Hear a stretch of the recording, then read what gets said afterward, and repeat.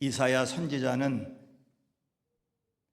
예수님이 탄생하시기 약 700년 전에 활동했던 선지자입니다.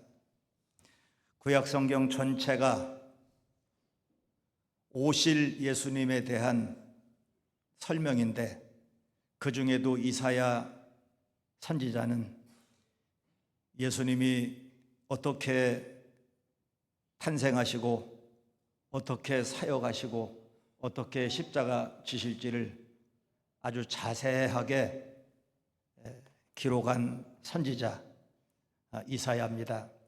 오늘 우리가 읽은 말씀은 예수님의 고난에 대해서 기록한 예언의 말씀입니다. 장차 오실 예수님은 아침마다 기도하는 분이시다 라고 예언했습니다. 여기 아침마다 깨우쳤다는 말은 아침마다 하나님 앞에 기도로 엎드렸고 하나님이 주시는 깨우침으로 응답을 받았다, 그런 의미입니다. 이사야 예언대로 예수님은 아침 일찍 일어나서 기도로 하루를 시작하셨습니다. 새벽 미명에 날이 밝기 전에 예수님은 한적한 곳에 가셔서 언제나 기도하셨습니다. 새벽 기도의 원조가 예수님이십니다. 공생애를 시작하실 때 40일 동안 광야에서 금식하시면서 기도하셨습니다. 모든 기적 사건 앞에 언제나 예수님은 하나님 앞에 간절하게 기도하셨습니다. 마지막 십자가를 지시기 직전에도 땀방울이 핏방울이 될 만큼 힘쓰고 애써 간절하게 기도하셨습니다. 예수님의 일생은 기도의 삶이었습니다. 모든 시작이 기도였고 모든 과정이 기도였고 그리고 모든 마무리가 기도였습니다. 예수님은 자신이 하나님이시기 때문에 굳이 기도하지 않으셔도 예수님은 모든 능력을 나타낼 수 있습니다.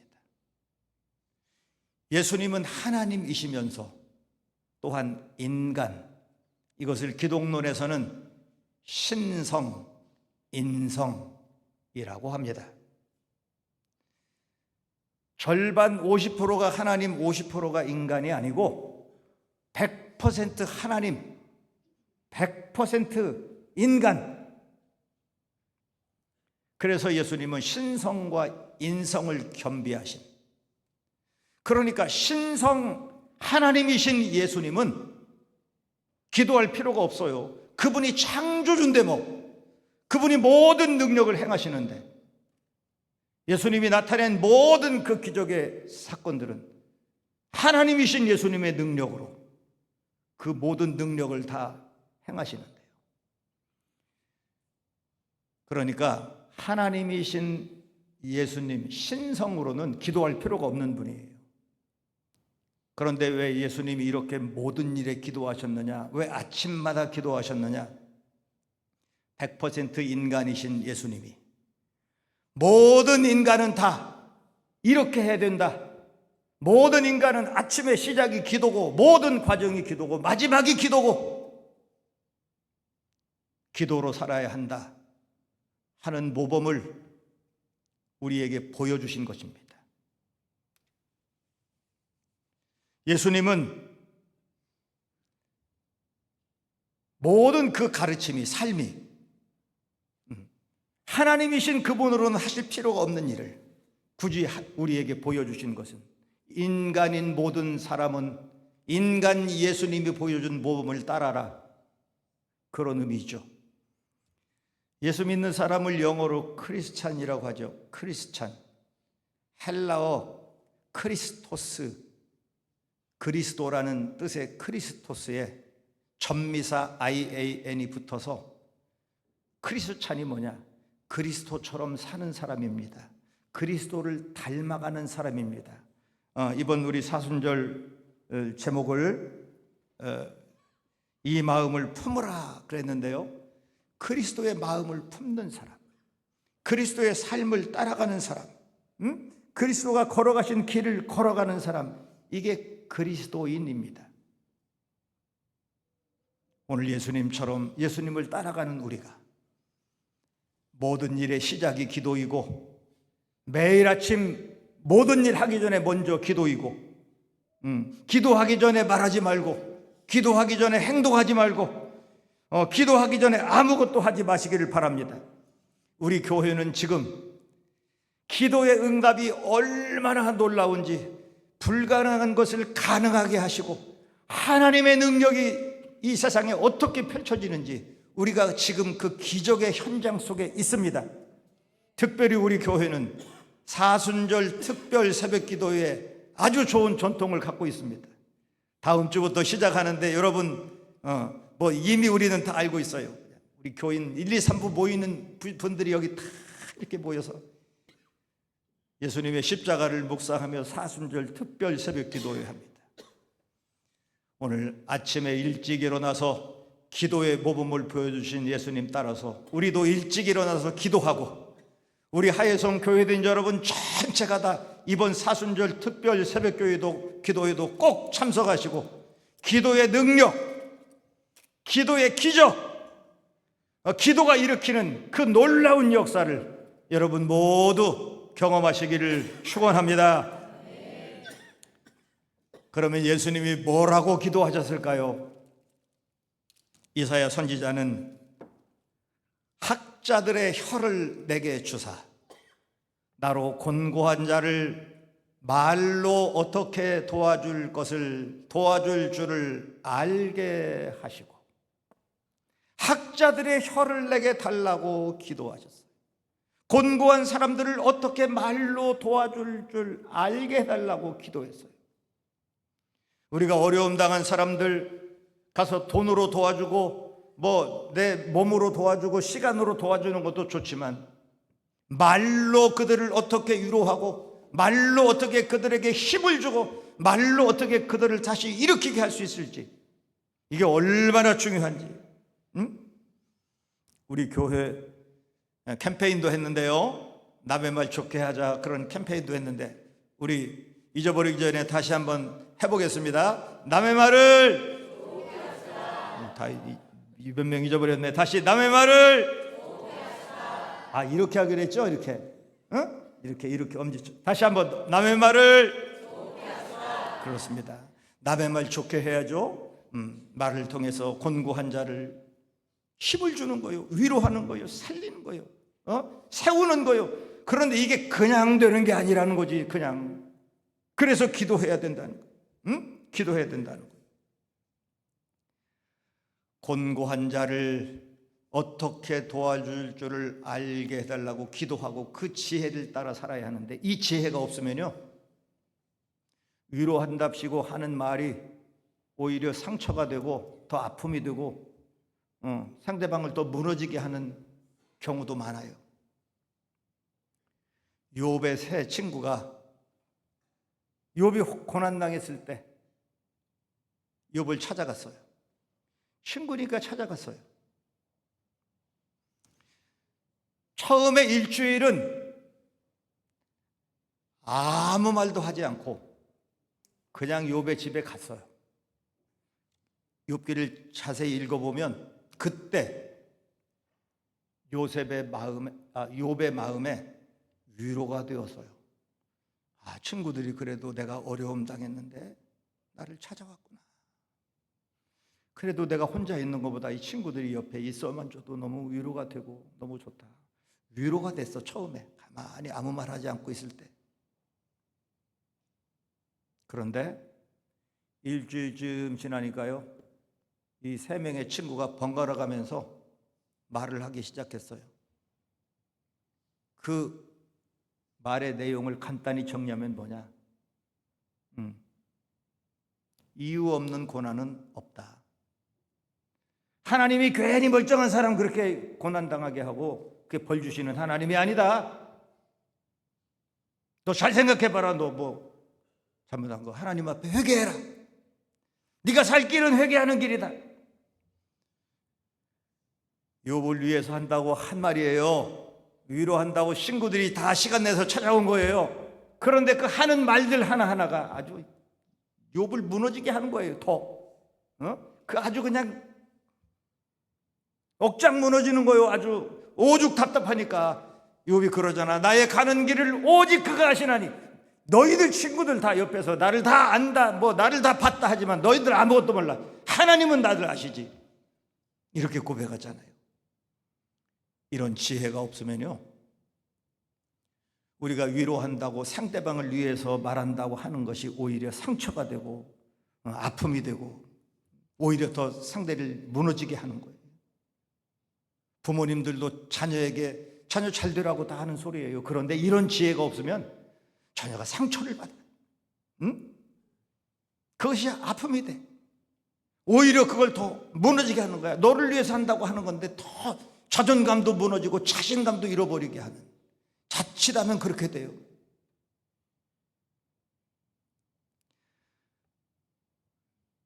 제가 힘든 시간 있었습니다. 여러분 다 아시죠?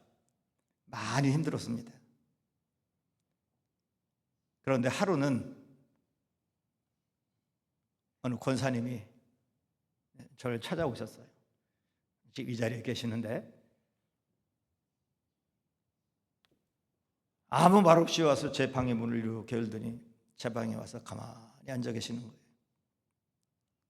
뭐가 어떻다 한마디 말도 없이 가만히 계시는 거예요.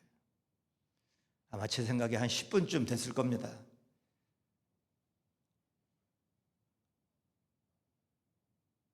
아무 말씀도 안 하니까 저도 아무 말도 안 하고 가만히 앉아 있었어요. 한 10분쯤 앉아 계시다 가만히 나가셨어요. 저는 평생 살면서 그렇게 큰 위로를 받아본 적이 없어요. 이분이 아주 위대한 상담자예요. 아주 지금도 눈물 날라 그래요. 얼마나 그 말이 그 모습이 위로가 되는지 아주 천마디 말보다 더 무슨 말인지 그게 다 들려. 나는 아주 다 듣겠어. 아무 말도 없이 가만히 앉아 계시는데 무슨 말을 지금 나에게 하는지 그게 다 들리는 거예요. 얼마나 마음의 위로가 되는지 힘이 되는지. 이것이 지혜입니다. 예수님이 보여주신 대로 우리도 학자의 입을 달라고 기도하고 하나님의 지혜를 달라고 기도하고 하나님 주신 말로 사람을 세우고 공동체를 세우고 세상을 살리는 예수님 닮은 여러분 되기를 축복합니다. 이렇게 기도하니 하나님이 어떻게 하시느냐? 주 여호와께서 나의 귀를 여셨으므로, 주 여호와께서 나의 귀를 여셨으므로. 학자의 입을 달라고 기도하니 하나님이 귀를 열어주셨다. 듣지 못하는 것처럼 안타까운 일이 없습니다. 로마서에 보면 믿음도 들음에서 난다 그랬잖아요. 믿음은 들음에서 나며. 그런데 듣지를 못하면 어떻게 되겠어요? 인류 역사의 위대한 사람들 중에 시각장애인은 많습니다. 귀는 듣고 눈은 보지 못하는데 오히려 그런 분들이 더 아주 대단한 통찰력이 있고요. 더 아주 그냥 능력이 있어요. 그런데 눈은 보이는데 귀가 안 들리는 분들 중에는 이 신앙의 위인들이 그리 많지 않아요. 왜냐하면 듣는 귀가 닫히면 믿음도 들어올 수가 없거든요. 그래서 그런데 이 듣는다는 건 꼭 소리로 귀로만 듣는 게 아니에요. 우리의 마음으로 들어. 제가 권사님 그때 그 말씀을 제가 침묵인데 굉장한 말씀을 제가 들었다고 했죠. 내 마음의 귀로 그걸 들을 수가 있어요. 영적인 귀가 활짝 열리면 하나님의 말씀을 들을 수 있어요. 여기 앉아서 설교 시간에 설교 들었다고 하나님 말씀이 다 들리는 거 아니에요. 귀가 열린 사람만 들리는 거예요. 그래서 요한계시록에 보면 귀 있는 자는 성령이 교회들에게 하시는 말씀을 들을지어다. 열린 귀가 있어야 돼요. 응? 그래서 귀가 어두워지면 안 돼. 답답해. 자, 하나님께서 귀를 열어주시니 어떻게 하셨답니까? 내가 거역하지도 아니하며 뒤로 물러가지도 아니하며. 예수님께서 아침마다 기도하시니, 학자의 혀를 달라고 기도하시니 하나님께서 귀를 열어주시고 그 다음에 일어나는 일이 뭐냐?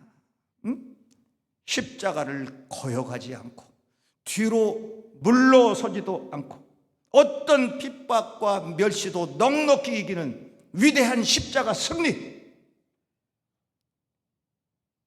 이게 기도로 귀를 열어 하나님 말씀 들으니 거역하지도 않고 물러서지도 않는 위대한 십자가의 승리를 거둘 수 있었습니다. 그렇다면 우리가 영적 생활에 실패하는 이유가 뭐냐? 기도하지 않기 때문이죠. 기도하면 하나님의 음성이 들려옵니다. 기도하면 상황을 이길 수 있는 힘을 주십니다. 기도하면 그것이 내게 주신 사명이라는 것을 깨닫게 됩니다. 기도하면 하나님의 능력이 내 속에 들어오고, 아, 이것이 하나님이 내게 주신 사명이다 하는 것을 깨닫는 순간, 그때부터는 두려운 것이 없습니다. 힘든 것이 없습니다. 무서운 것이 없어요. 그냥 목숨 거는 겁니다. 사도 바울이 그 사명을 발견하고 했던 고백을 우리도 함께 읽어보겠습니다. 내가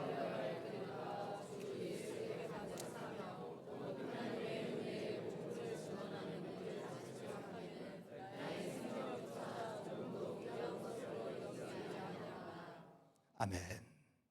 사명을 발견하고 나니 생명도 조금도 두려워하지 않아. 죽는 것도, 감옥에 gat히든 매를 맞든 밥을 굶든 뭐 어떤 멸시를 당하든 돌을 맞든 상관없어요. 사명을 발견하고 나니까요. 하나님께 기도하면 하나님의 음성이 들려오고 사명이 깨달아지고, 그때부터는 거역하지도 아니하고 물러서지도 아니하는 담대한 사람이 되는 것입니다. 여러분, 상황이 힘든 것이 아닙니다. 어려운, 지금 여러분이 힘든 문제가 그게 어려운 게 아니에요.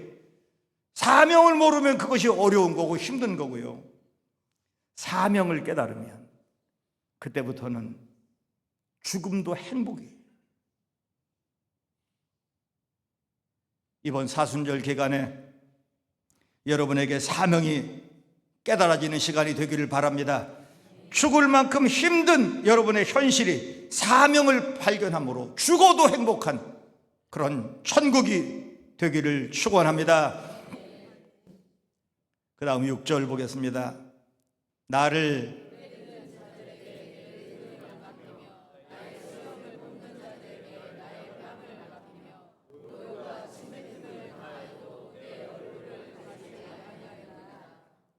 우리 살아오면서 맞아본 적 있죠? 내가 아무리 심하게 맞았어도 예수님이 맞은 거에 비하면 그건 안마에 불과해요. 수염을 뽑았다고 했습니다. 수염은 권위를 상징하지요. 우리 조상들도 그 양반들 수염을 중요하게 생각했어요. 이스라엘 사람들, 유대인들 더 말할 거 없죠. 지금도 랍비들은 다 수염을 이렇게 길게 다 길러요.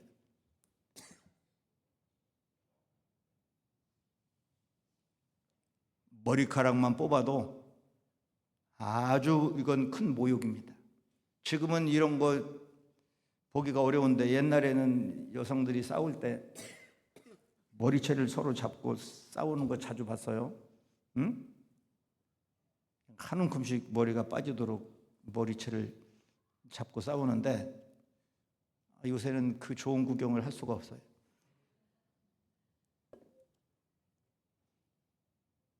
격투기 같은 거 보세요. 뭐 남자든 여자든 세계 어느 나라 격투기든 막 상대방 때려서 피나고 살 찢어지고 뭐 어떻게 하든지 막 항복할 때까지는 막 하잖아. 그런데 어느 경기도요 머리카락을 잡아당기게 하는 경기는 없어. 이거는 반칙이야.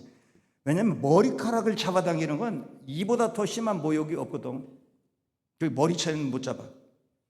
머리채 잡을 일이 없어야 돼. 그런데 머리카락만 잡고 뽑아도 이게 모욕인데 수염을 뽑았다고 얼마나 큰 모욕인지. 또 사람을 모욕스럽게 하는 것 중에 하나가 뭐예요? 침 뱉는 거지. 그것도 얼굴에다가 침을 뱉어. 그런데 우리 주님은 여기 보니까 모욕과 침뱉음을 당하여도 얼굴을 가리지 아니했다. 얼굴에 침 뱉었는데 그 침 뱉는 사람을 향해서 얼굴을 가리지 않아 침을 뱉게 자기 얼굴 대는 거예요. 나를 때리는 자들에게 내 등을 맡기며 피하지 않고 그 채찍에 등을 맡겼다. 이사야 예언대로 예수님은 오셔서 그대로 그렇게 십자가 지시는 과정에 이 말할 수 없는 모욕과 이런 고통을 겪으셨는데 당연히 예수님은 죄가 없으신 분이니 그런 모욕을 당하실 이유가 없습니다. 그분은 제가 아까 그랬잖아. 그분은 100% 하나님이시기 때문에 하나님의 능력으로 말 한마디면 그냥 다 까마귀 밥이 되게 할 수 있어, 이 사람들. 그런데 우리 예수님은 아무런 저항도 하지 않고 아까 어디 거기 뭐라 그랬어요? 응? 그 침 뱉는 얼굴 가리지 않고 때리는 등을 피하지 않고 그 모진 수욕을 다 받으면서 거역하지도 않고 어떻게 했다고요? 뒤로 물러가지도 않고 그 모진 고난의 십자가를 다 짊어지신 이유는 딱 한 가지, 바로 저와 여러분의 죄를 대신해서. 그 십자가 지신 예수님은 하나님 예수님이 아니에요. 그건 하나님 예수님이 아니야. 100% 인간인 예수. 내 생명을 대신해서, 내 죄를 대신해서, 내가 맞을 그 매를 대신해서, 내가 당할 그 수욕을 대신해서 그분이 그 모진 고통을 당하셨습니다. 그러면 예수님이 내 죄를 다 짊어졌고 내 모든 문제를 다 해결해서 다 십자가에 죽었으니 그러면 나는 뒷짐지고 휘바람 불면서 따라오면 되느냐? 그렇지 않다는 거예요. 그렇지 않다는 거예요. 예수님을 구경하는 사람은 그렇게 하면 돼. 그냥 예수님 구경하면 돼. 왔다 갔다. 아, 뭐 교회 여기 뭐 있구나. 뭐 성가대도 있구나. 여기 뭐 십자가 있구나. 우리 교회 왜 십자가 2개냐고. 이단 아니냐고 누가 그랬더라고. 십자가 10개면 어때요? 이번에 십자가 다 만들어요? 다 만들어요. 우리 예배당을 전부 십자가로 도배할 생각이에요. 해마다 해서. 얼마나. 그런데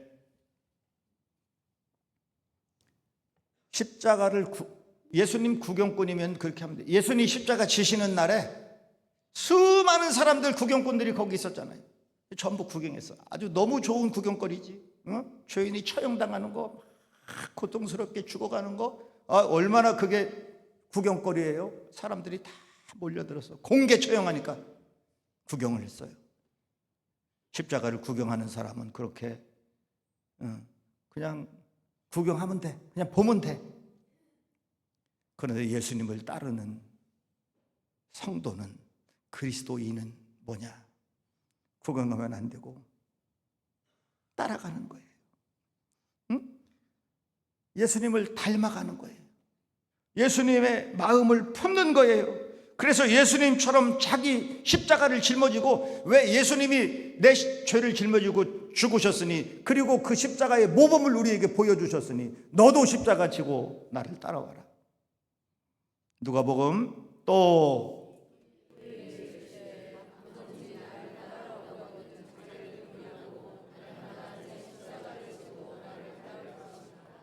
자, 우리 보세요. 자기를 부인하고 그랬어요. 자기를 부인하고, 자기 부인이 뭐요? 나는 없는 거요. 나는 내가 아니에요.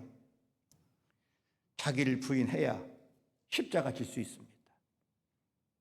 자기를 부인하고 나는 없고 내 안에 예수님만 계셔야, 내 안에 예수님이 다스리셔야 나도 예수님처럼 십자가 질 수 있습니다.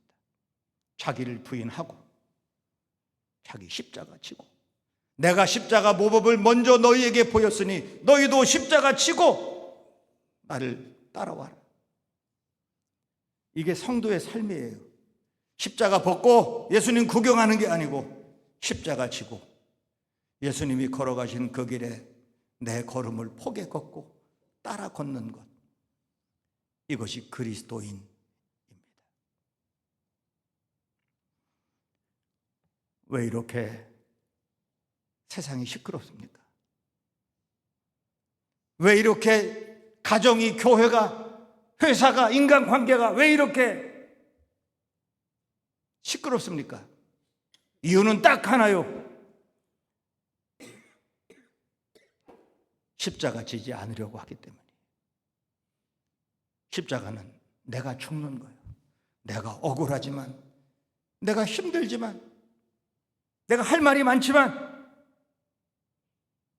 예수님처럼 침묵하며 나에게 주어진 십자가 짊어지고 예수님의 뒤를 따라가는 거예요.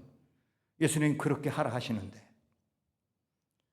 세상이 시끄러운 이유는 나는 십자가 벗어 던져, 그리고 상대방을 십자가에 죽여. 그러니까 세상이 이렇게 시끄러운 거예요. 왜 이렇게 정치가 이렇게 시끄럽고 난립니까? 왜 집안에 이렇게 부부가 산다 못 산다 만날 이렇게 시끄럽습니까? 왜 교회가, 목사, 성도가 이렇게 행복하고 은혜로워야 되는데 왜 이렇게 서로 난리가 납니까? 이유는 딱 하나요. 예수님은 네가 죽어라 하는데, 예수님은 네가 입 다물어라 하는데, 예수님은 네 십자가 지고 나를 따라오라 하는데 상대방을 십자가에 못 박아 죽이려고 해. 그러니까 이렇게 살벌한 세상이 되는 거예요. 우리 아내가 십자가요, 남편이 십자가요, 사장님이 십자가요. 그게 뭐 여러분 직장이 다 십자가고 모든 관계 속에서 그 상대방이 나에게 십자가요. 이거 뭐요? 내가 짊어지고 가는 거예요. 예수님처럼 내가 입 다물고 가는 거예요. 눈물 나도 억울해도 힘들어도 벗어 던지고 싶어도 다 그냥 이거 다 때려치우고 싶어도 주님이 내게 주신 십자가니 내가 그 십자가 지고, 주님이 앞서 가셨으니 내가 그 주님의 뒤를 따라가는 거예요. 그러면 나는 뭐냐? 예수 믿고 좀 좋은 일 좀 보려고 했는데 십자가만 지고 고생만 하고 눈물 나고 그러면서 뭐 예수님 따라가면 내 인생은 뭐냐? 내가 실패한 인생이 되는 거 아니냐? 그렇다면 인류 최대의 실패자는 예수님입니다. 그렇다면 예수님이 최대 실패자예요. 예수님의 승리는 십자가 승리입니다. 예수님의 영광은 십자가 영광입니다. 예수님은 그것을 아셨기에 이사야 선지자 예언대로 나를 때리는 자들에게 내 등을 맡기며 나의 수염을 뽑는 자들에게 나의 뺨을 맡기며 모욕과 침뱉음을 당하여도 내 얼굴을 가리지 아니하였느니라. 깊어가는 이 사순절 절기에 여러분, 내 앞서 가신 예수님 우리 믿음의 눈으로 잘 바라보고 나에게 지어주신 십자가, 무거워도 힘들어도 눈물 나도 억울해도 예수님처럼 입 딱 다물고 침묵하며 그 십자가 지고 예수님 따라가고 그 십자가 영광, 부활의 영광의 자리에도 함께 이르는 여러분 모두 되시기를 축원합니다. 하나님 아버지, 오늘도 하나님 말씀 크게 들었습니다. 우리 마음에 잘 새기고 삶에 적용하고 실천하고, 주님 구경꾼이 아니라, 십자가 구경꾼이 아니라 내 십자가 지고 주님의 뒤를 따라가는 주님의 진정한 제자들이 되게 하여 주시옵소서. 예수님의 이름으로 기도드리옵나이다. 아멘.